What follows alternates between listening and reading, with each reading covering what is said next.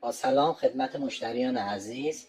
برای تست فلاکس های استیل و فلاکس هایی که داخلشون استیل و شیشه نمیخوره، آب جوش داخل این فلاکس ها بریزید.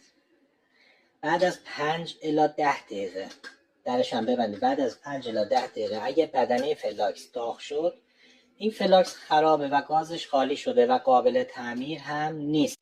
اما اگر بدنه فلاکس سرد بود، مشکل از درب فلاکسه و با تعویض درب فلاکس یا تعمیر اون مشکل حل میشه. پس قبل از اینکه درب فلاکس از سایتی جایی از فروشگاه ما بخواید سفارش بدید، اول یه تست آب جوش انجام بدید و مطمئن بشید که بدنه فلاکس سالمه.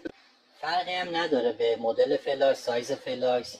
تمام فلاکس هایی که داخلشون استیله مثل این مدل یا مدل های دیگه این خصوصیت رو داره و با داغ شدن بدنه میفهمیم که فلاکس خرابه.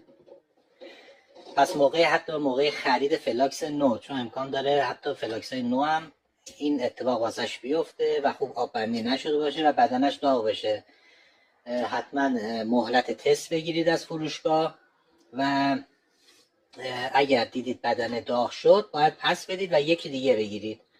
این نکته بود که میخواستم شما مشتریان عزیز توجه داشته باشید بهش حتما.